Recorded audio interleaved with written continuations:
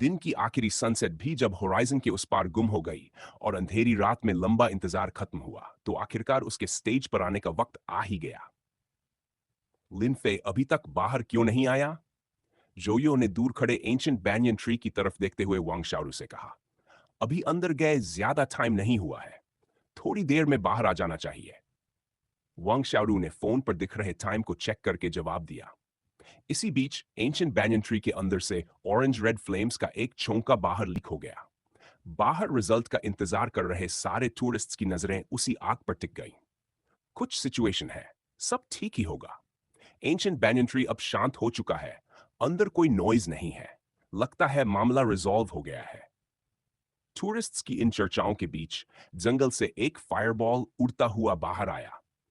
उसके ठीक पीछे पीछे लिन फे और जो यिंग पूरी तरह सेफ हालत में सामने दिखाई दिए। ग्रेट, किसी को भी कुछ नहीं हुआ। तमाशा देख रहे विजिटर्स ने राहत की सांस ली। एंशिएंट ट्री रिजर्व में कुछ स्ट्रीट लाइट्स लगी हुई थी, इसलिए वुड से बाहर निकलते ही लिन फे ने फायरबॉल को बुझा दिया। कैप्टन जो, मैंने रोंग लाऊ की छीली हुई बार्क तो रिस्टोर कर दी है और वो अब शांत भी है, लेकिन ये मामला यहीं खत्म नहीं होना चाहिए। उम्मीद है कि जिन कल्प्रिट्स ने ये किया है उन्हें उनकी सही सजा मिले। लिनफे ने फायरबॉल बुझाते हुए जो यिंजे से कहा। जो यिंजे ने सिर हिलाकर कहा, हाँ, अगर आज मिस्टर लिन ने मदद न की होती तो कॉन्सिक्वेंसेस सच में अनप्रिडिक्टेबल होते। ये मामला ऐसे खत्म होना इम्पॉसिबल है। जिन्होंने ऐसा किया है उन्हें जरूर पकड़ा जाएगा और जो भी प्रिजन के लायक हैं उन्हें छोड़ा नहीं जाएगा। ठीक है, फिलहाल इतना ही। मेरा फ्रेंड अभी मेरा इंतजार कर रहा है, मैं पहले निकलता हूं। लिनफे ने जो यू और वांग शाओरू को अपनी तरफ देखते हुए जो यिंग से कहा। लिनफे, सब स्मूथली हो गया? वांग शाओरू ने पास आते ही पूछा। एंशिएंट बैंयन ट्री का नेचर अच्छा है, सब कुछ ठीक से हो गया। अभी थोड़ी देर पहले जो सीन था उसके बाद भी तुम कह रहे हो कि उसका नेचर अच्छा है। जोयुए को रोंग लाऊ द्वारा वाइन्स लहराने वाला डरावना दृश्य याद आया और वो थोड़ा सरप्राइज्ड हुआ। लिन फे ने अपने आसपास जमा क्राउड की तरफ देखा और जोयो वो वांग शाओरू से कहा, लोग बहुत ज्यादा हैं, चलो किसी और जगह चलते हैं। चलते चलते डिटेल में बताता हूं। सुनने के बाद तुम्हें भी लगेगा कि एंशिएंट बैंयन ट्री की पर्सनैलिटी वाकई जेंटल है। इसके बाद लिनफे, जोये और वांग शाओरू इंसिडेंट की जगह छोड़कर दूर उस तरफ चल पड़े जहां टूरिस्ट्स कम थे। रोंग लाऊ के बोलने और बेकाबू होने का वीडियो टूरिस्ट्स द्वारा इंटरनेट पर डालते ही बहुत कम टाइम में हॉट टॉपिक बन गया। जो यिंजे और उनके कॉलीग्स ने क्राउड को एंशिएंट बैंयन ट्री से कुछ दूरी बनाए रखने की हिदायत दी और फिर वहां से निकल गए। ऑफिस लौटते ही इंचार्ज होने के नाते जो यिंगजे ने तुरंत सुपीरियर्स को इंसिडेंट की पूरी डिटेल रिपोर्ट की। नाइटफॉल के बाद जो टूरिस्ट्स अभी तक नहीं गए थे, वो एंशिएंट ट्री रिजर्व में होने वाले मेन इवेंट का इंतजार करने लगे। आज स्काई में फुल मून डार्क क्लाउड्स के पीछे छुपा हुआ था। मूनलाइट न होने की वजह से एंशिएंट ट्री प्रोटेक्शन एरिया सिर्फ स्ट्रीट लाइट्स पर निर्भर था, जिनकी ब्राइटनेस बाहर के मुकाबले काफी कम थी और सड़क बस बेयरली दिख रही थी। एंशिएंट ट्री रिजर्व के एक कोने में सड़क के किनारे रखी बेंच पर 3 लोग बैठे हुए किसी बात पर डिस्कस कर रहे थे। जिन लोगों ने ऐसा किया वो सच में बहुत ज्यादा हो गया, जोयो ने गुस्से में कहा। हाय, इतना एक्सेसिव होने के बाद भी वो एंशिएंट बैंयन ट्री किसी को हर्ट नहीं करता। उसका कैरेक्टर सच में काफी अच्छा है, वांग शाओरू ने साय करते हुए कहा। लिनफे, फ्यूचर में क्या तुम उन्हें पकड़ पाओगे जिन्होंने ये किया? लिनफे ने उन दोनों के गुस्से भरे चेहरों को देखा और हंसते हुए बोला, ऑफ कोर्स पकड़ पाऊंगा। ऐसी हरकत करके उन्होंने ऑलमोस्ट सिचुएशन को आउट ऑफ कंट्रोल कर दिया। एबिलिटी मैनेजमेंट ब्यूरो इंस्टिगेटर को छोड़ ही नहीं सकता, उसे सजा मिलनी तय है। डिजर्व करता है, ने छोटा सा जवाब दिया। शा शा शा। हवा का एक तेज झोंका आया और सड़क के दोनों तरफ खड़े पुराने पेड़ कई बार हिल गए। हवा थमते ही लिनफे ने अचानक कहा, अब शुरू होने वाला है। क्या शुरू होने वाला है? जो यू और वांग शाओरू कुछ समझ नहीं पाए। लिन फे ने जवाब नहीं दिया क्योंकि अगले ही पल जो सीन सामने आया उसने दोनों को उसका मतलब समझा दिया। एंशिएंट ट्रीज की ब्रांचेस और हल्की सी रोशनी चमकने लगी। टाइम के साथ साथ और भी ज्यादा एंशिएंट ट्रीज पेल गोल्डन लाइट से ग्लो करने लगे। सिर्फ 5 या 6 मिनट में जो एंशियंट ट्री रिजर्व पहले अंधेरे में डूबा था वो इन लाइट से जगमगा उठा। पूरे रिजर्व के कोर में मौजूद 5 ट्रीज जिनकी स्ट्रेंथ थर्ड ऑर्डर पीक थी और 10 एंशियंट बैंयन ट्रीज जिनकी strength third order high level थी, वो तो और भी ज्यादा चमक रहे थे। एवरेज हाइट करीब 30 मीटर होने की वजह से हर एक ट्री एक एन्चेंटिंग स्टार टावर जैसा लग रहा था। नाइटफॉल के बाद एंशियंट ट्री रिजर्व की स्पिरिचुअल प्लांट्स कल्टीवेशन स्टेट में चली जाती है और चीची द्वारा दिखाया गया ये मैग्निफिसेंट सीन सच में ब्रेथ टेकिंग था। हर एंशियंट ट्री की हर लीफ से निकलती हल्की रोशनी ने पूरे रिजर्व को ऐसा बना दिया जैसे टूरिस्ट्स किसी स्टारी सी के बीच खड़े हों।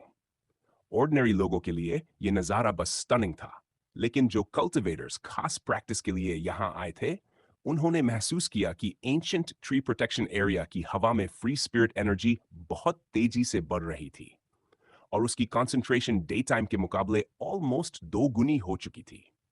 बेरली की एंशियंट ट्री प्रोटेक्शन एरिया में सायोनिक एनर्जी की कंसंट्रेशन पहले ही अर्बन एरिया से 2 गुनी थी और जब नाइटफॉल के बाद एंशियंट ट्रीज कल्टीवेशन में गए तो ये कंसंट्रेशन अलार्मिंग लेवल तक पहुंच गई, करीब 4 गुना। जल्दी कल्टीवेट करो, यहां आए कल्टीवेटर्स ने ऑलमोस्ट एक सा ही सोचा।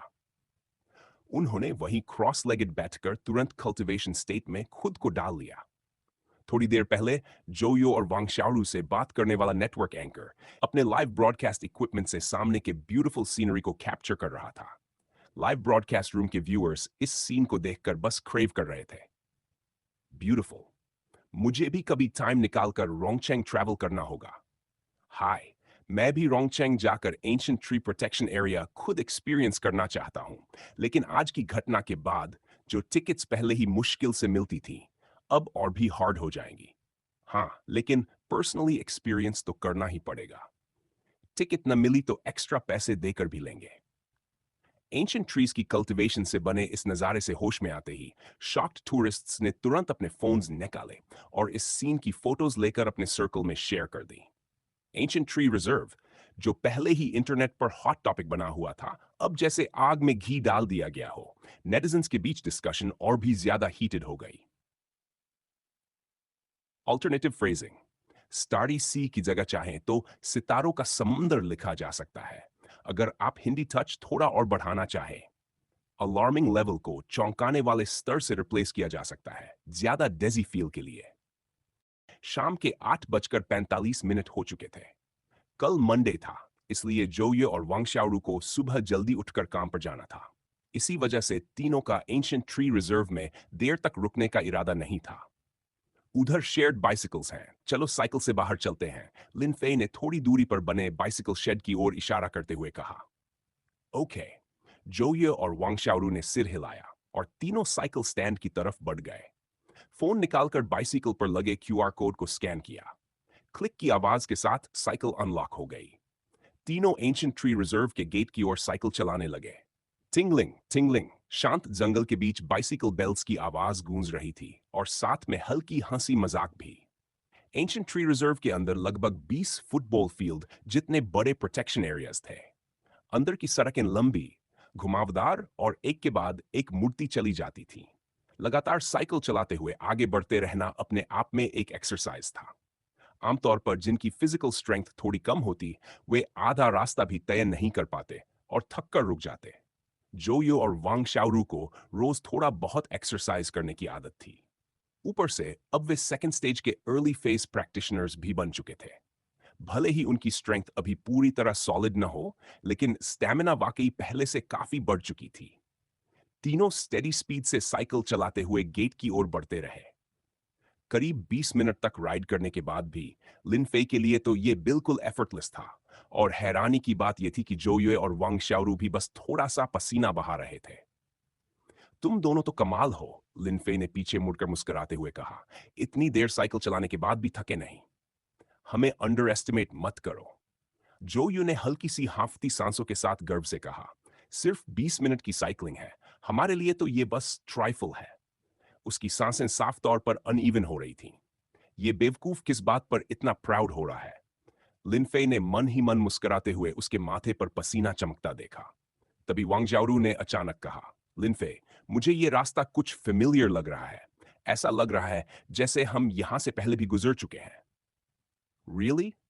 डायरेक्शन सेंस में वैसे ही वीक लिनफे ने आसपास लगे साइंस को देखा और बेबसी से बोला, मुझे नहीं पता। मुझे याद था कि गेट वेस्ट में है, तो मैं बस वेस्ट की तरफ साइकिल चलाता रहा। हटो जरा, डायरेक्शनलेस इडियट, जोयो ने स्पीड बढ़ाते हुए कहा। अब मैं लीड करूंगी। गलती समझ आ जाने पर लिनफे ने तुरंत स्पीड कम की और रास्ता छोड़ दिया। जोयो की गाइडेंस में करीब 7-8 मिनट के अंदर तीनों एंशिएंट ट्री रिजर्व के एग्जिट तक पहुंच गए। क्रीक, साइकिल रोककर उसे डेजिग्नेटेड पार्किंग स्पॉट में लगाया और लॉक कर दिया।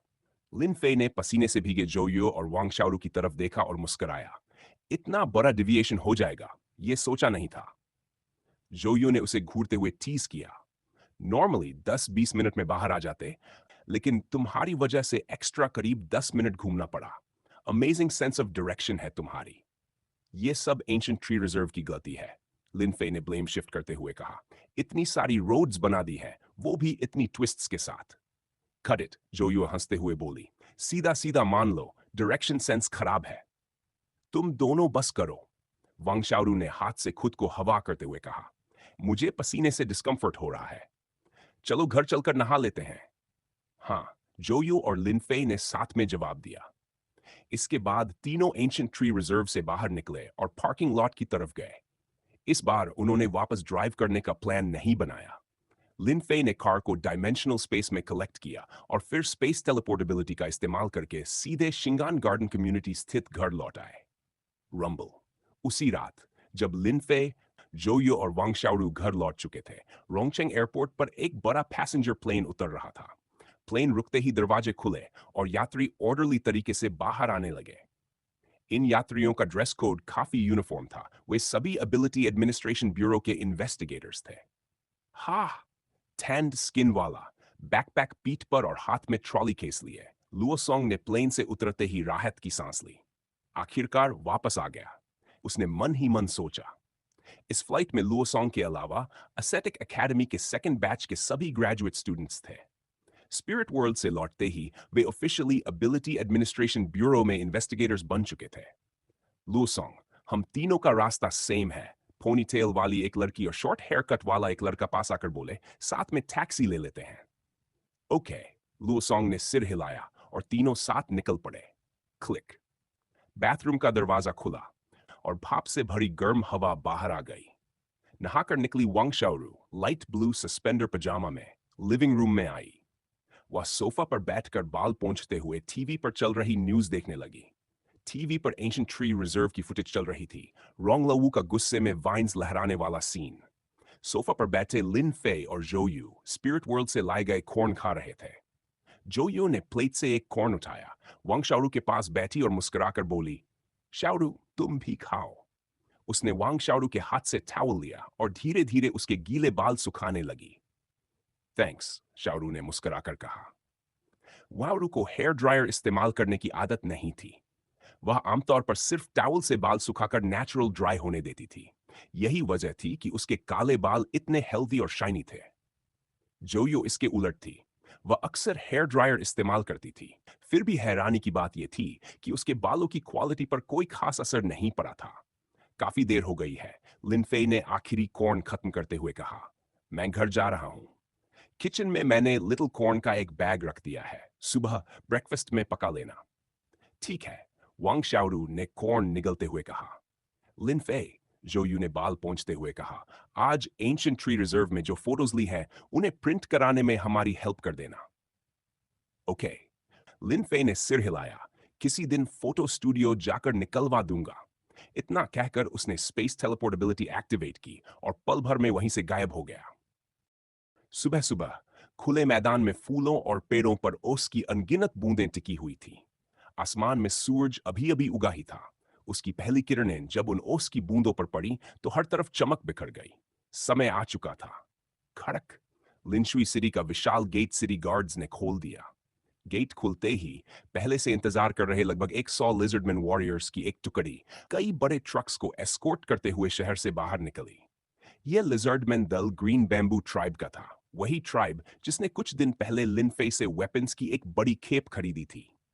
2 दिनों तक इंतजार करने के बाद आखिरकार उन्हें अपने ट्राइब से भेजी गई रेनफोर्समेंट्स मिल चुकी थीं।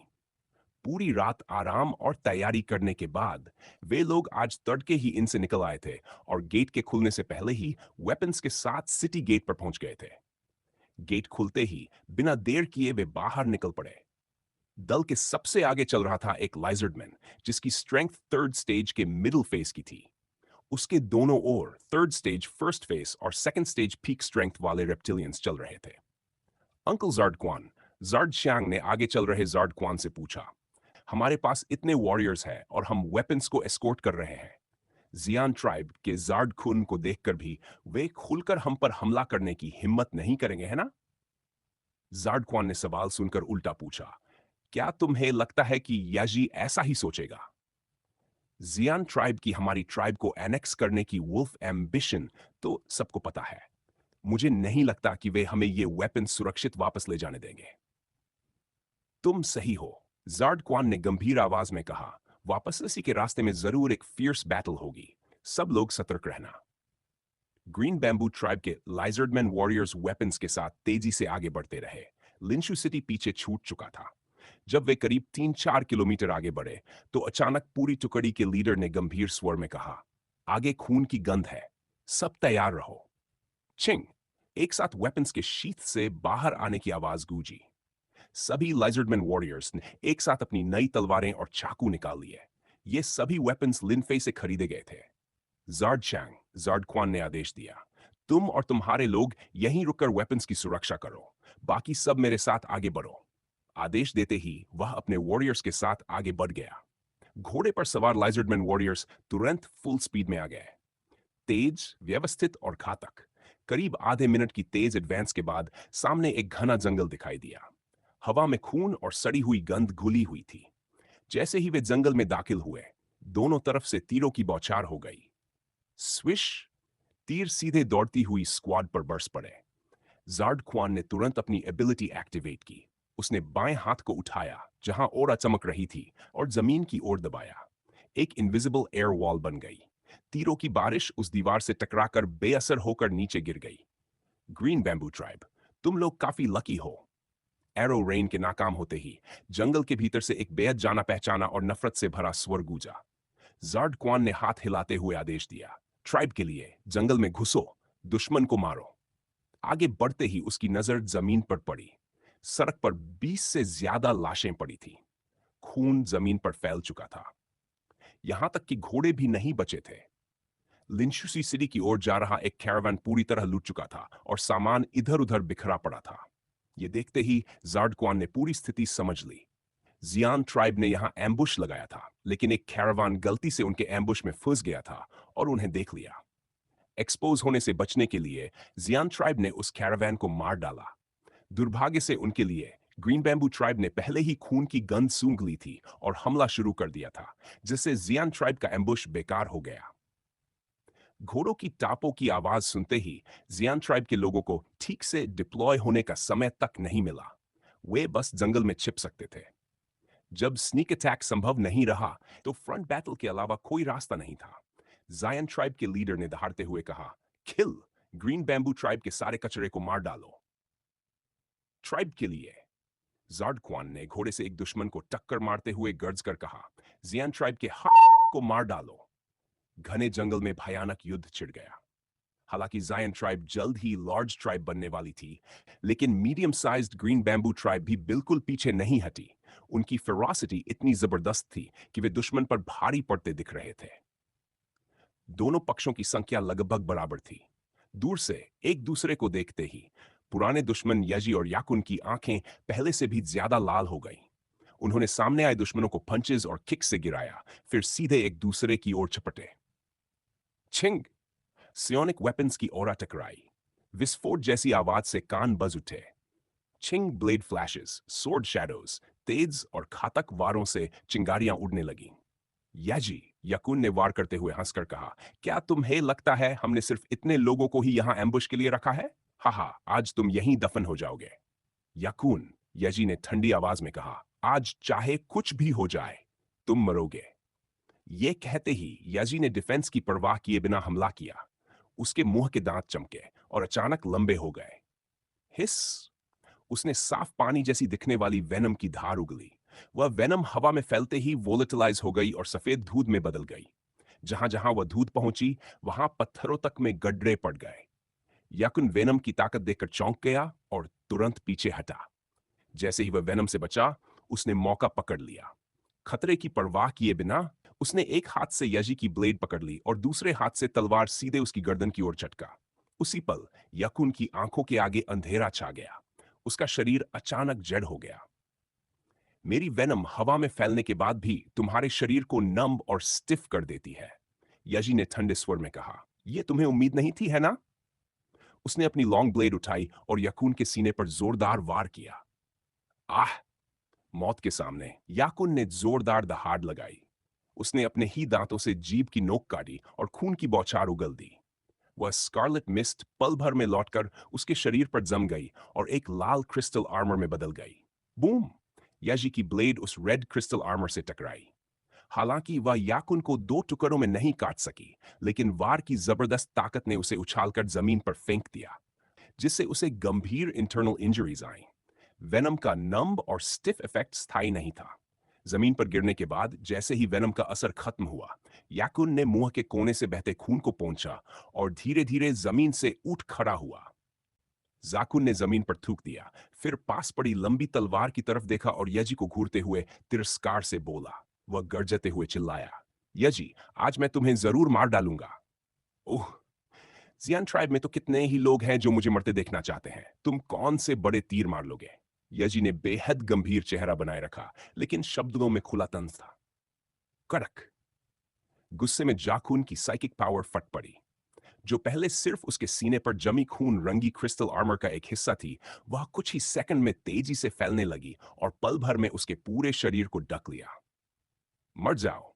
स्कारलेट क्रिस्टल आर्मर पहने जाकुन ने जमीन से अपनी स्पिरिचुअल वेपन लंबी तलवार उठाई और तेज झोंके की तरह यजी की ओर झपट पड़ा। हु। जंगल में हवा फूलों और पेड़ों को हिला रही थी। अचानक विशाल मैदान में एक सफेद रोशनी चमकी। रोशनी के गायब होते ही काले ट्रेनिंग सूट और काले हेडजियर में एक आदमी वहां प्रकट हुआ। यह लिन फे था। वह अभी अभी वेयरहाउस में मौजूद वेपन शॉप को 10,000 क्रूड स्पिरिचुअल वेपन्स और लंबी तलवारें भेजकर स्पेस टेलीपोर्टेबिलिटी से स्पिरिट वर्ल्ड में आया था। वह लिनशुई सिटी के बाजार में जाकर फिर से स्टॉल लगाने का सोच ही रहा था कि उसे दो दिशाओं से अराजक साइकिक एनर्जी की हलचल महसूस हुई। नियॉन पावर एक्टिव हुई। लिन फे जमीन से करीब आधा मीटर ऊपर उठ गया और तेजी से पास की दिशा में उड़ चला। क्लैंग। बैंगनी कपड़ों में लिपटे लिजर्ड मैन सियान कपड़े पहने लाइजर्ड मैन से भिड़े हुए थे। बैटलफील्ड के बीचों बीच हथियारों से भरे कई ट्रक खड़े थे। कमबख्त जियान ट्राइब। एक चिंगजू ट्राइब का लाइजर्ड मैन दूसरे स्टेज के शुरुआती लेवल वाले जियान ट्राइब के लाइजर्ड मैन को काट गिराता है, लेकिन उसी पल दूसरे स्टेज के पीक लेवल वाले एक और लाइजर्ड मैन की तलवार उसके शरीर में घुस जाती है। चिंगजू ट्राइब, तुम सच में अकल से पैदल हो। हमने तुम्हें हमारे साथ शामिल होने का मौका दिया, फिर भी नहीं माने। अब कटने के लिए तैयार रहो। वार करने वाले लिजर्ड मैन ने सामने वाले के पेट से बहते खून को देखते हुए तंज भरी मुस्कान के साथ कहा। धत। यूशैंग ने घाव की तीखी पीड़ा सहते हुए भारी सांस ली। उसने चारों तरफ लड़ते अपने कबीले के लोगों को देखा और उसका दिल डूबने लगा। जियान ट्राइब के लोग ताकत के मामले में यहां बचे चिंगजू ट्राइब से साफ ज्यादा मजबूत थे। अगर याक्वान और याजी समय पर वापस नहीं आए तो यूशैंग और बाकी लोग शायद बच नहीं पाएंगे। और अफसोस की बात यह थी कि याक्वान और याजी दोनों उलझे हुए थे। वे अभी मदद के लिए लौट नहीं सकते थे। भाइयों, जियान ट्राइब के इन दरिंदों से आखिरी दम तक लड़ो। एक मरे तो एक साथ ले डूबो। यूशैंग ने दहाड़ लगाई। एक। चिंग ट्राइब के लिजर्ड मैन ने एक साथ जवाब दिया। शू शू। ठीक उसी पल जब चिंगजू ट्राइब के लोग जान की बाजी लगाने ही वाले थे, अचानक हवा को चीरती हुई तीखी आवाजें गूंज उठीं। फुफ फुफ। आह! जियान ट्राइब के 20 से ज्यादा लिजर्ड मैन जमीन पर एक एक मीटर लंबे बर्फीले आइस कोन से कील दिए गए। चोटों को देखकर साफ था कि उनके बचने की कोई उम्मीद नहीं। जियान ट्राइब के नेता ने देखा कि उसकी ज्यादातर कॉम्बैट पावर पल भर में खत्म हो गई। वह गुस्से से गरजा। कौन है वो अंधा जो हम पर हमला करने की हिम्मत कर रहा है? अगर हिम्मत है तो सामने आओ, छिपकर वार मत करो। अंधेरे में छिपे व्यक्ति ने उसकी चीखों को अनदेखा किया। अगले कुछ मिनटों तक कोई नया आइस कोन नहीं गिरा। मौका देखकर यूशैंग ने जल्दी से अपने घाव पर हेमोस्टैटिक मेडिसिन लगाई और चिल्लाया, सब लोग मेरे साथ आओ, इन जियान ट्राइब के कचरे को खत्म कर दो। आइस कोन्स की एक ही वेव ने लड़ाई का पलड़ा पूरी तरह पलट दिया। आगे क्या हुआ यह सोचना भी जरूरी नहीं था। पिछली बार जियान ट्राइब का वही लाइजर्ड मैन सालाकून मुझे असैसिनेट करवाने आया था। उसने शराफत नहीं दिखाई, तो आज ये आइस कोन्स मेरी तरफ से उसका जवाब है। पास के एक बड़े पेड़ के पीछे छिपा लिनफे मन ही मन बुदबुदाया जब उसने जियान ट्राइब के लिजर्डमैन को मारे जाते देखा। फिर वह बैटलफील्ड को बाईपास करते हुए दूर लिंशुई सिटी की तरफ बढ़ गया। जहां दूसरी जगह chaotic साइकिक एनर्जी की हलचल थी, उस पर उसने ज्यादा ध्यान नहीं दिया। उसे लगा कि वहां कूदने की जरूरत नहीं। अभी सबसे जरूरी काम था लिंशुई सिटी पहुंचना और अपने हथियार बेचना। जो ग्राहक पहले नहीं खरीद पाए थे, वे जरूर इंतजार कर रहे होंगे। करीब आधे घंटे बाद याक्वान और याजी दोनों जख्मी हालत में लौटे।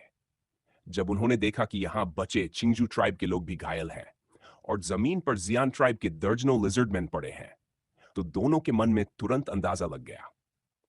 अंकल ब्रदर यजी, आप लोग आखिरकार लौट आए।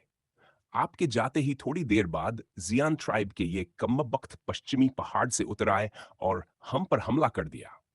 कमर पर पट्टी बांधे दूर पहाड़ की ओर इशारा करते हुए कहा, घटिया जियान ट्राइब, मैंने नहीं सोचा था कि इनके पास बैकअप भी होगा। याक्वान ने यूशैंग के कंधे पर हाथ रखा। तुम लोगों ने हथियारों की इस खेप की जान लगाकर रक्षा की। बहुत अच्छा काम किया। वापस जाकर मैं एल्डर्स से कहूंगा कि तुम्हें इनाम दिया जाए।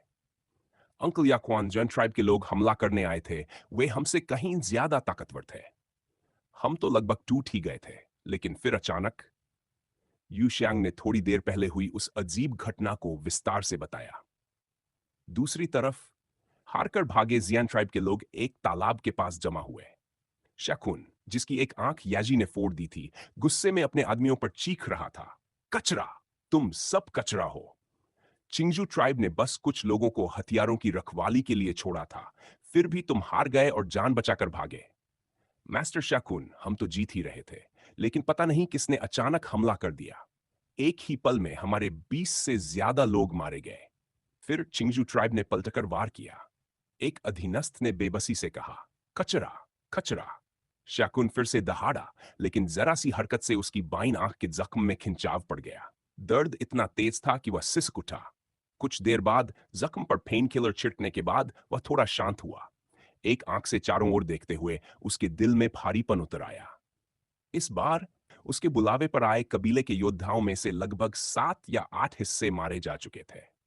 और उससे भी गंभीर बात यह थी कि तीसरे स्टेज के मिडिल लेवल वाला नेता भी दुश्मन के हाथों मारा गया। तीसरे स्टेज का मिडिल लेवल जियान ट्राइब में टॉप टियर पावर माना जाता था। इतनी बड़ी क्षति के साथ अगर वह वापस गया, तो एल्डर्स की सजा से बचना नामुमकिन था। मास्टर श्याकुन, अब आगे क्या करें? श्याकुन के अधीनस्थ ने डरते हुए पूछा। और क्या कर सकते हैं? श्याकुन ने कड़वाहट से कहा, हमारी हालत तुम देख ही रहे हो। पहले कबीले वापस लौटेंगे, बाकी फैसला एल्डर्स ही करेंगे। जब उसने सोचा कि इस बार लौटने पर एल्डर्स की सजा पक्की है, तो उसके चेहरे पर छिपी हुई शर्म और चुंझलाहट साफ छलक गई। थोड़ी देर बाद जियान ट्राइब के सभी घायल लिजर्डमैन ने अपने जख्मों का इलाज किया और फिर मायूस मन से अपने कबीले की ओर रवाना हो गए। दूसरी तरफ चिंगजू ट्राइब के लाइजर्डमैन ने न सिर्फ दुश्मन को हराया और हथियारों की खेप बचाई, बल्कि जियान ट्राइब के कुछ हथियार भी अपने कब्जे में ले लिए। ये एक बड़ी जीत थी। ऊंचे मोरल के साथ वे अपने घर लौटे। लिंशुई सिटी, पहले जहां कैरावैन का व्यापार हुआ करता था, उसी बाजार में बूथ नंबर 233, जो पिछले कुछ दिनों में काफी मशहूर हो चुका था, एक बार फिर खुल गया। अरे सुना क्या? क्या सुना? वही व्यापारी जो कुछ दिन पहले बाजार में हथियार बेच रहा था, वह फिर से आया है और स्टॉल लगा लिया है। सच में? भाई झूठ क्यों बोलूंगा। चलो चलो, मेरे पास भी थोड़ा एक्स्ट्रा पैसा है। आज एक मैजिक वेपन ले ही लेते हैं। मुहजुबानी खबर तेजी से फैल गई। थोड़ी ही देर में लिंशुई सिटी का लगभग हर आदमी जान गया कि लिनफे का स्टॉल फिर से लग चुका है। बाजार से ज्यादा दूर नहीं, एक 5 मंजिला रेस्टोरेंट था। उस समय 5वीं मंजिल की बालकनी में 3 लाइजर्ड मैन खड़े थे, सभी शानदार कपड़ों में। वे ठंडे भाव से बाजार में लगी लंबी कतार को देख रहे थे। तुम दोनों का इस बारे में क्या सोचना है? लाल कपड़े पहने लिजर्ड मैन ने काले और भूरे कपड़ों वाले साथियों से पूछा। जर्ड जी, अगर हमारी राय पूछ रहे हो तो पहले अपनी सोच बताओ, काले कपड़े वाले लिजर्ड मैन ने हंसते हुए कहा। मेरी सोच साफ है, जर्ड जी ने मुस्कुराकर कहा। किसी को भेजो, उस व्यापारी से बात करवाओ। या तो वह बाजार में हथियार बेचना बंद करे या फिर सारे हथियार हमें बेच दे और हम आगे बेचेंगे। तुम्हें लगता है वह व्यापारी तुम्हारी बात मानेगा? भूरे कपड़े वाले लिजर्ड मैन ने पूछा। जफेंग, जर्डची ने नरम आवाज में कहा, किसी को बात करने भेजो। माने या न माने वो बाद की बात है। तुम सब भूल रहे हो? काले कपड़े वाले ने सख्ती से कहा। सिटी लॉर्ड ने साफ मना किया है, बाजार के काम में कोई दखल नहीं देगा। अगर यह बात सिटी लॉर्ड तक पहुंची तो सीधे खत्म हो जाओगे। शगवांग, तुम ऐसे बोल रहे हो जैसे तुमने कभी ऐसा किया ही ना हो। जार्डची ने व्यंग्य से कहा। पिछले साल 7वें महीने में जो कैरावन औषधीय सामान बेचने आया था, तुमने ही तो प्यार से किसी को भेजकर बात करवाई थी। उसके बाद से उनका सारा सामान बाजार में नहीं, सीधे तुम्हारी मेडिसिन शॉप में बिकने लगा। जार्ज की बात सीधी नस पर लगी। शगवांग ने बिना घबराए कहा, ऐसी बातें मत करो, मैंने किसी को धमकाया नहीं था। वे लोग खुद ही अपनी मर्जी से दवाइयां मेरी दुकान को बेचने लगे। यह सुनकर दोनों साथी मन ही मन ठंडी हंसी हंसे। ठक ठक ठक, दरवाजे पर दस्तक हुई। एक वेटर कमरे में रिफ्रेशमेंट्स लेकर आया। उसने रेलिंग के पास खड़े लिंशुई सिटी के 3 सबसे बड़े हथियार व्यापारियों पर नजर डाली और दबे स्वर में बोला, तीनों बॉसेस, यह आपके ऑर्डर किए हुए रिफ्रेशमेंट्स हैं, आराम से इस्तेमाल कीजिए। वेटर के जाते ही तीनों व्यापारी मेज पर आकर बैठ गए। चाय पीते हुए और नाश्ता करते हुए वे इस बात पर चर्चा करने लगे कि लिन फेई से प्यार से बात करने के लिए किसे भेजा जाए। वाह वाह, स्पिरिट स्टोन्स की धार टोकरी में गिर रही थी। हिसाब रखने वाला टैक्स ऑफिसर मुस्कुरा रहा था, क्योंकि इस बिक्री से मिलने वाला टैक्स सीधे उसकी परफॉर्मेंस में जुड़ने वाला था। स्पिरिट स्टोन्स की ऑथेंटिसिटी जांच रहा लिन फेई बिल्कुल शांत था। उसने बड़े सीन देखे थे। ये आमदनी उसे अभी हिला नहीं सकती थी, लेकिन समय बीतता गया। करीब 2 घंटे बाद भी हथियार खरीदने वालों की लाइन में ज्यादा कमी नहीं आई। अब लिन फेई को थोड़ा थकान महसूस होने लगी। उसने पास बैठे टैक्स ऑफिसर से कहा, टैक्स ऑफिसर साहब, मैं 2 वर्कर्स रखना चाहता हूं जो स्टॉल संभालने में मदद करें। क्या आपके पास कोई भरोसेमंद लोग हैं? जरूर, टैक्स ऑफिसर ने कहा। बस बताइए, बॉस लिन कितने लिटिल वर्कर्स चाहिए? 2, लिन फे ने थोड़ी सोच के बाद जवाब दिया। स्पिरिट स्टोन जांचने का काम है, इसलिए ताकत कम से कम पीक लेवल की होनी चाहिए। पहले स्टेज के पीक लेवल वाले वर्कर की मजदूरी 1 सिल्वर कॉइन रोज है। दूसरे स्टेज के अर्ली लेवल वाले वर्कर की मजदूरी 5 सिल्वर कॉइन्स रोज। आप किस तरह के वर्कर चाहेंगे? टैक्स ऑफिसर ने पूछा। काफी सस्ता है, लिनफे ने मन में सोचा और बोला, 2 वर्कर्स भेज दीजिए, दूसरे स्टेज के अर्ली लेवल वाले। टैक्स ऑफिसर ने सिर हिलाया और पास खड़े अधीनस्थ को कुछ निर्देश दिए। थोड़ी देर बाद दूसरे स्टेज के अर्ली लेवल की ताकत वाले 2 लिजर्डमैन वहां आ पहुंचे। बॉस लिन, नमस्ते, दोनों ने मुट्ठी बांधकर सलाम किया। लिन फेई ने उन्हें ध्यान से देखा। उनके शरीर से निकलती साइकिक एनर्जी की लहरें अस्थिर थीं। वह मन ही मन समझ गया, तो यही वजह है। दूसरे स्टेज के अर्ली लेवल पर होने के बावजूद सिर्फ 5 सिल्वर कॉइन्स रोज। असल में शरीर में पुरानी चोटों की समस्या है। टैक्स ऑफिसर ने कहा। बॉस लिन, कैसे लगे? ये दोनों पहले लिंशुई सिटी के सिटी गार्ड्स थे। चोट लगने के बाद रिटायर हो गए। भरोसे के मामले में मैं गारंटी देता हूं। लिन फे ने सिर हिलाया और सामने खड़े दोनों रिटायर्ड सिटी गार्ड से कहा, मेहनत से काम करना। अगर तुम्हारा काम मुझे पसंद आया तो तय मजदूरी के अलावा एक्स्ट्रा गिफ्ट भी दूंगा। दोनों लाइजर्डमैन ने एक्स्ट्रा गिफ्ट को बोनस समझ लिया। उत्साह में उन्होंने छाती थपथपाई और बोले, धन्यवाद बॉस लिन, हम आपके स्टॉल की पूरी जिम्मेदारी लेंगे। लिन फे मुस्कुराया और बोला, यहां का काम अब तुम संभालो, मैं शहर में थोड़ा और घूमकर आता हूं। दोनों लाइजर्डमैन वर्कर्स, हथियार खरीदने के लिए लाइन में खड़े ग्राहक, आसपास स्टॉल लगाने वाले व्यापारी। जिस किसी ने भी लिन फे की यह बात सुनी, वह सब एक पल के लिए जड़ हो गए। हवा में अनदेखे बड़े बड़े सवालिया निशान तैरने लगे। आखिर कैसी हालत में कोई व्यापारी लिटिल वर्कर्स को काम सौंपकर खुद सुपरविजन भी न करे? और अब तो वह सीधा स्टॉल छोड़कर दूसरे काम करने चला गया था। क्या उसे डर नहीं कि उसके स्पिरिट स्टोन्स और ये सायोनिक वेपन्स कोई उठा ले जाएगा? जब तक लिनफे मुड़कर चला गया और उसकी परछाई भी आंखों से ओझल हो गई, तब जाकर वहां मौजूद लोग होश में आए। वह सच में ऐसे ही चला गया? तमाशा देख रहे एक राहगीर ने अविश्वास से कहा। एक पल के लिए सब जड़ हो गए। फिर उनकी नजरें अपने आप लिनफे के स्टॉल पर ढेर लगे सायोनिक वेपन्स और पास रखी कई टोकरी स्पिरिट स्टोन्स पर टिक गई। आंखों में अनजानी आग चमक उठी। खुंक। हर लेन देन दर्ज करने वाला टैक्स ऑफिसर अचानक हल्का सा खंखा। जिनके मन में गलत ख्याल पनप रहे थे, वे तुरंत जाग गए। ये लिंशुई सिटी है। अगर बाजार में किसी व्यापारी की चीज पर हाथ डाला तो जिंदा बाहर निकलने की उम्मीद मत रखना। काम जारी रखो, टैक्स ऑफिसर ने सपाट आवाज में कहा। लोगों ने होश संभाला। दोनों वर्कर्स ने लिनफे की जगह स्टॉल पर खड़े होकर सायोनिक वेपन्स बेचने शुरू कर दिए। सब कुछ पहले की तरह ऑर्डरलिंग से चलने लगा। अब तो आखिरकार आजादी से घूम सकता हूं, लिनफे बाजार से निकलते हुए खुद से बोला। स्पिरिट वर्ल्ड में आने का मेरा असली मकसद सिर्फ पैसा कमाना नहीं है। हाँ, अगर कमाई ज्यादा हो जाए तो उसे प्राइमरी पोजीशन तक ले जाना भी बुरा नहीं। उसने पीछे मुड़कर देखा। लोग अब भी लगातार बाजार में उमड़ रहे थे। फिर उसने आसमान में चमकते सूरज की ओर नजर उठाई, जेब से अपनी मैकेनिकल पॉकेट वॉच निकाली और समय देखा। दोपहर के खाने का वक्त हो चुका था। पहले लंच कर लेते हैं, फिर लिंशुई सिटी घूमना जारी रखेंगे। वह बुदबुदाया। पास ही एक 5 मंजिला रेस्टोरेंट दिखा। बाहर से ही बहुत हाई एंड लग रहा था। दोपहर का खाना यहीं खाते हैं, सोचते हुए लिनफे रेस्टोरेंट की ओर बढ़ गया। रेस्टोरेंट की 5वीं मंजिल पर जरूरी बातें निपटाने के बाद ईची, यीग्वांग और यीफेंग के साथ लंच कर चुका था। वे जाने ही वाले थे कि एक अधीनस्थ ने दरवाजा खटखटाया और अंदर आकर रिपोर्ट दी। बॉस, बाजार में हथियार बेचने वाला व्यापारी अपने स्टॉल को 2 नए वर्कर्स के हवाले करके लंच करने रेस्टोरेंट चला आया है। तीनों ने एक दूसरे की तरफ देखा। चेहरों पर हैरानी साफ थी। इतना बड़ा दिल? उन्होंने सोचा। बिजनेस छोड़कर आराम से लंच? अब तो बढ़िया मौका है, शगवांग ने कहा। इसी समय किसी को भेजकर उससे हथियारों की बिक्री के बारे में बात करवा लेते हैं। तीनों जार्ड्स ने एक साथ सिर हिलाया। यीवू, अंदर आओ, यीची ने आवाज दी। दरवाजा खुला। 2 मीटर से ज्यादा ऊंचाई वाला एक भारी भड़कम लिजर्डमैन अंदर आया।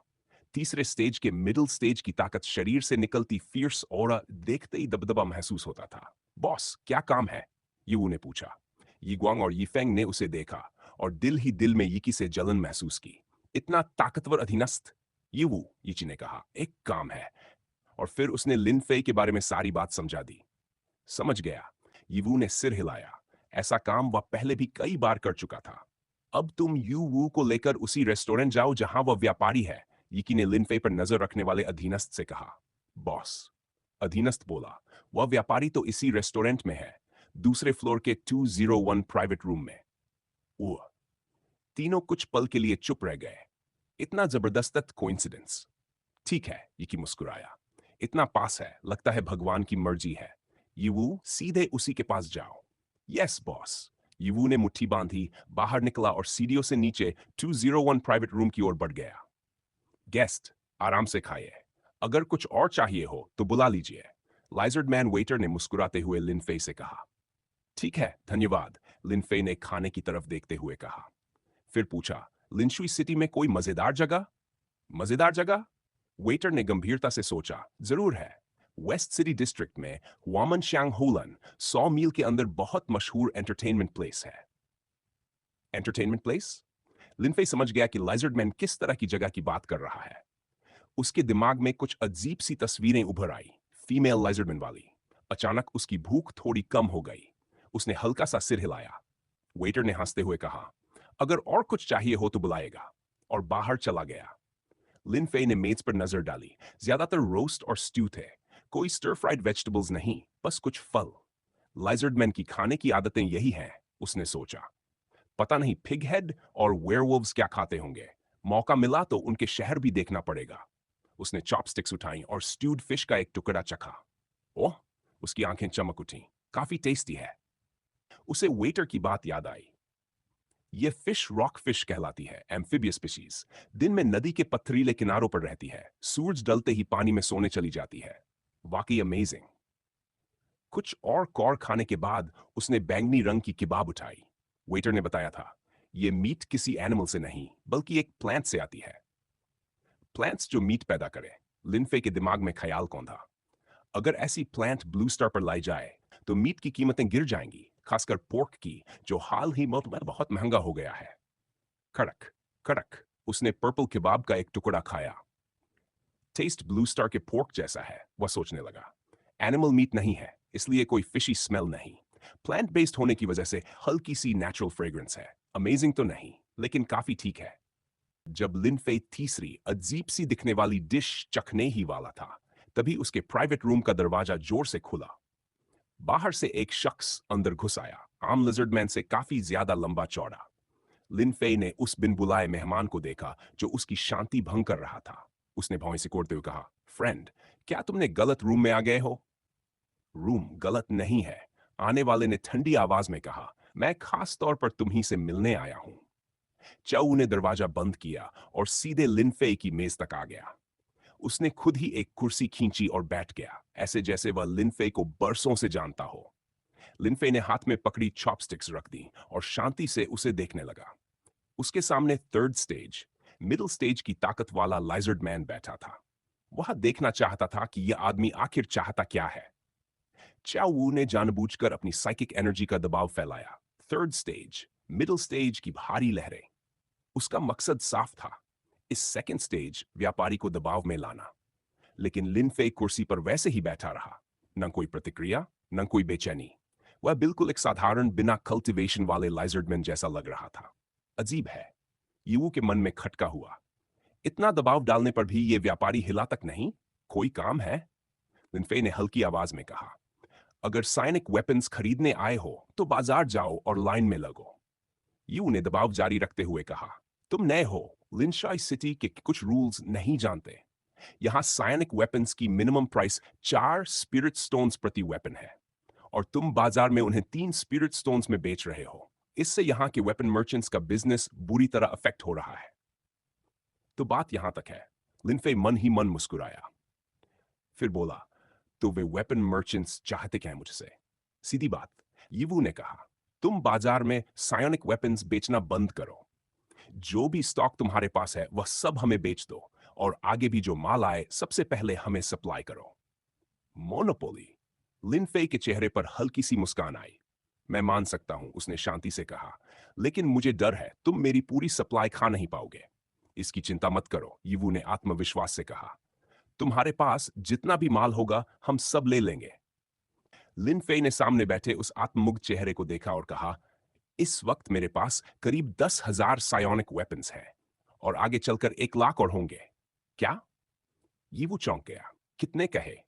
लिनफे ने वही बात दोहराई, आवाज उतनी ही शांत। करीब 10,000 अभी और आगे 1 लाख। अगर तुम सब ले सको तो मैं बाजार में स्टॉल लगाना बंद कर दूंगा। ये वो कुछ पल के लिए सुन रह गया, फिर गुस्से से बोला, 10,000 अभी और 1 लाख बाद में? तुम मजाक कर रहे हो? मुझे बेवकूफ समझते हो? लिनफे ने तिरस्कार से होंठ मोड़े। मुझे तुम्हारे साथ मजाक करने का शौक नहीं। अगर तुम मेरा माल नहीं ले सकते तो मैं बाजार में बेचता रहूंगा।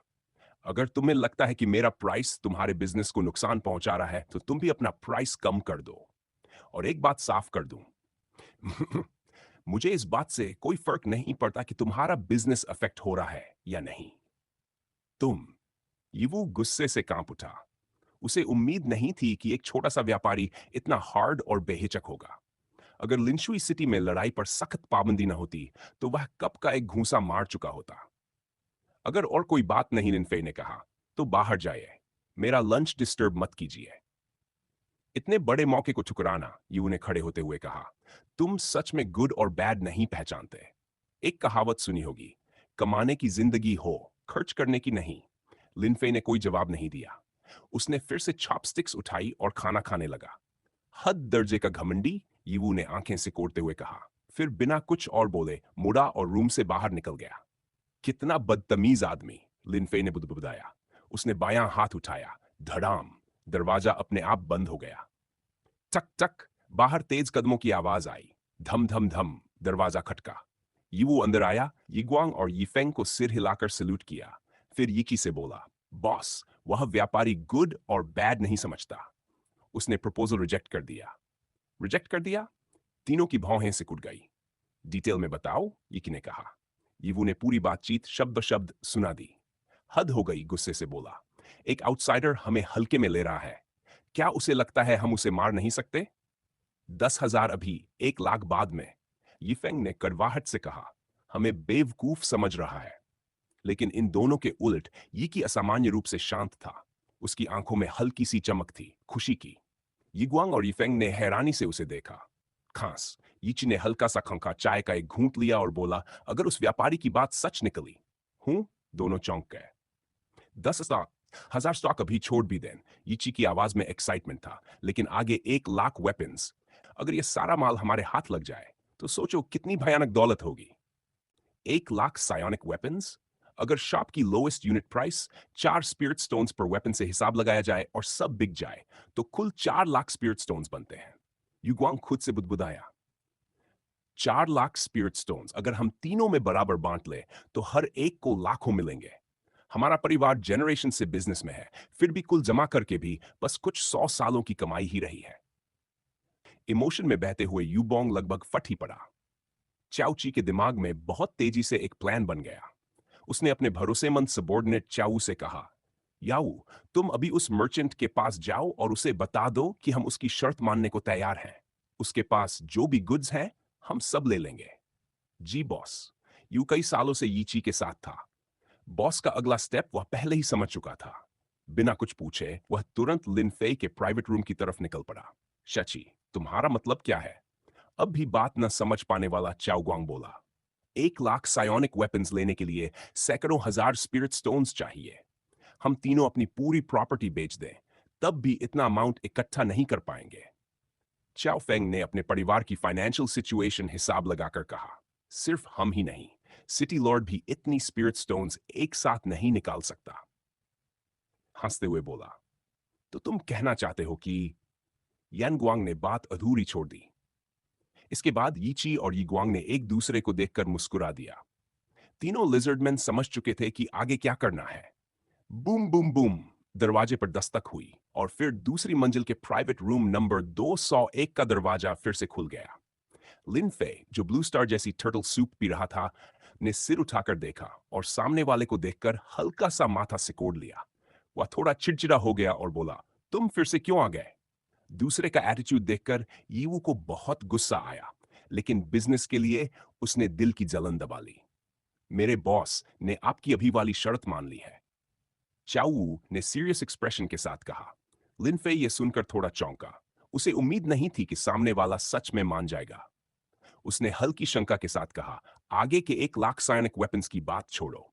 अभी मार्केट में जो वेपन्स मैं बेच रहा हूं उन्हें हटा दूंगा। मेरे पास अभी 8,000 सायोनिक वेपन्स हैं। 3 स्पिरिट स्टोन्स पर पीस के हिसाब से कुल 24,000 स्पिरिट स्टोन्स बनते हैं। क्या तुम लोग इतना अमाउंट निकाल सकते हो? लिन फे के मुंह से नंबर सुनते ही यीवू का दिल जोर जोर से धड़कने लगा। एक्साइटमेंट दबाते हुए उसने शांत आवाज में कहा, सिर्फ 24,000 स्पिरिट स्टोन्स। मेरे बॉस का फैमिली बिजनेस सैकड़ों साल पुराना है। इतना निकालना कोई बड़ी बात नहीं। यह सुनकर लिनफे को भी लगा कि बात सही है। सैकड़ों साल पुराने मर्चेंट फैमिली के लिए 24,000 स्पिरिट स्टोन्स सच में बड़ी रकम नहीं थी। उसने सिर हिलाया और कहा, ठीक है, मैं लंच खत्म कर लूं, फिर ट्रांजैक्शन शुरू करते हैं। हाँ, लेकिन एक बात पहले बता दूं। चाऊ ने कैजुअल टोन में कहा, ट्रेडिंग लोकेशन लिनशुई सिटी के अंदर नहीं होगी। हूं? लिनफे को हैरानी हुई। इसका क्या मतलब? 8,000 सायोनिक वेपन्स कोई छोटी क्वांटिटी नहीं है। पिछले कुछ दिनों में हमारी शॉप्स का स्टॉक पहले से ही भरा हुआ है और एक्स्ट्रा वेयरहाउस खाली नहीं है। सिटी के बाहर एक मैनर है जो टेम्पररी गुड्स स्टोर करने के लिए यूज होता है। बॉस ने डिसाइड किया है कि आपकी गुड्स पहले वहीं रखी जाएंगी। ठीक है। लिनफे ने ज्यादा नहीं सोचा और सीधे अग्री कर लिया। तो मैं पहले चलता हूं। आप आराम से लंच कंप्लीट कीजिए। सब अरेंज होते ही मैं आपको लेने आ जाऊंगा। चाऊ ने पोलाइट तरीके से कहा। उसका एटीट्यूड पहले से काफी बदला हुआ था। लिनफे ने यह नोटिस किया और मुस्कुराते हुए बोला, बॉस से कहना स्पिरिट स्टोन्स रेडी रखें। 1 हैंड पेमेंट 1 हैंड डिलीवरी। ठीक है। जो मुस्कुराया और बाहर चला गया।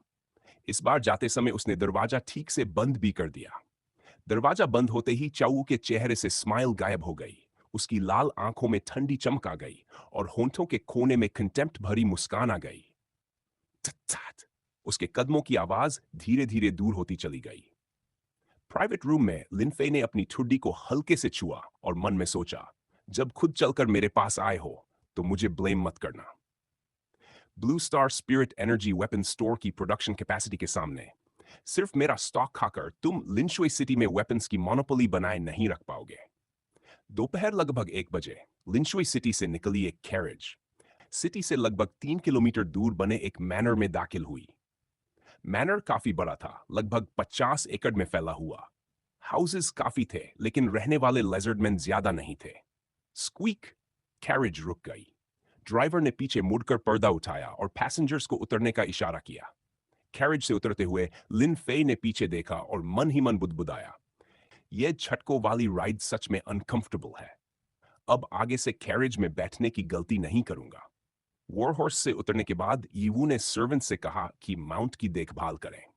फिर वह लिनफे के पास आया, मेरे साथ आइए। लिनफे उसके पीछे पीछे मैनर के अंदर गहराई तक गया। कई मोड़ लेने के बाद वे एक बड़े खुले प्लेग्राउंड में पहुंच गए। यहीं लिनफे को कुछ गड़बड़ महसूस हुई। यह जगह साफ तौर पर गुड्स रखने की जगह नहीं थी और प्लेग्राउंड में दर्जनों लिजर्डमैन वॉरियर्स हथियार पकड़े खड़े थे। लिनफे जैसे ही अंदर पहुंचा, सभी वॉरियर्स की नजरें उसी पर टिक गईं। इंटरेस्टिंग। लिनफे मुस्कुराया और ब्लू स्टार की नेटिव लैंग्वेज में हल्के से बुदबुदाया। यीवू ने आवाज सुनी, लेकिन समझा कुछ नहीं। वैसे भी उसके लिए अब यह मायने नहीं रखता था।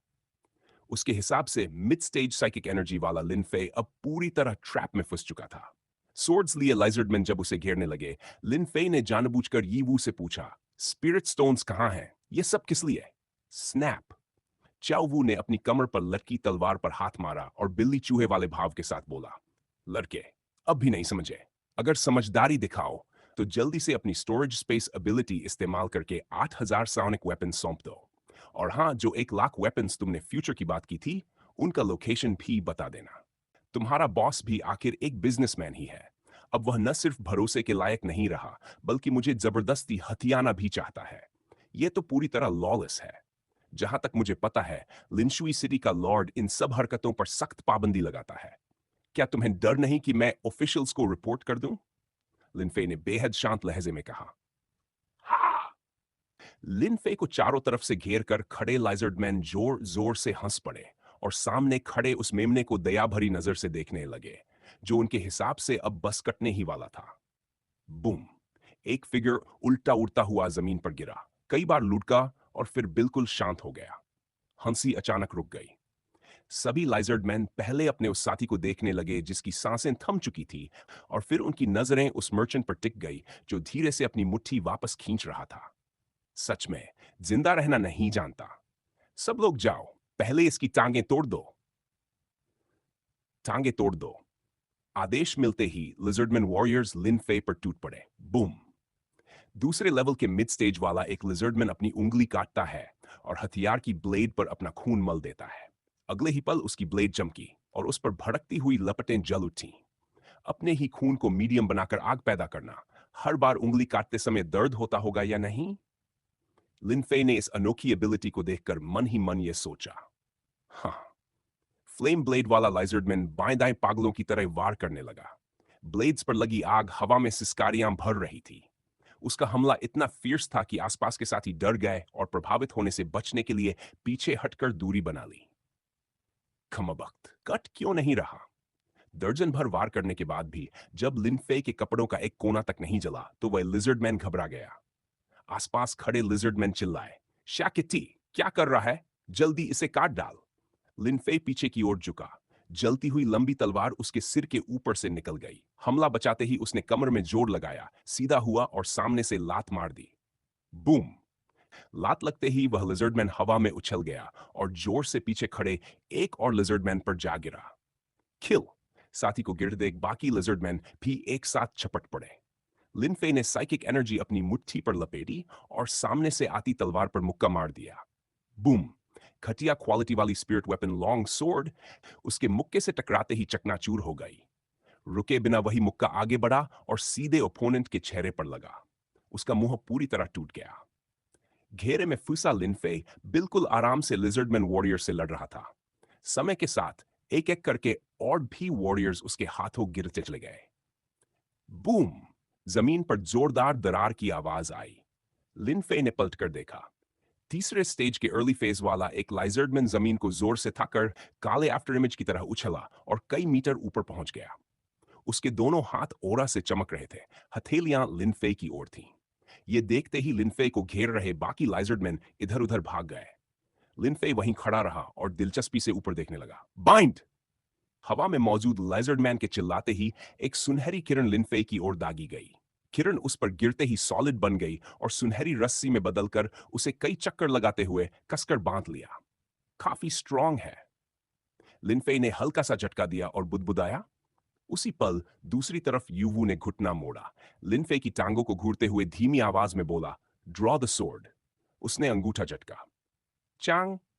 ब्लेड के शीत से निकलने की आवाज पूरे मैदान में गूंज उठी। लिनफे की नजर में एक पतली गहरी सुनहरी रेखा चमकी। फिर नाइफ एनर्जी का विस्फोट हुआ, मानो अदृश्य स्टील की सुइयां चारों तरफ फैल गई हों। सख्त जमीन में अनगिनत छोटे गड्ढे बन गए।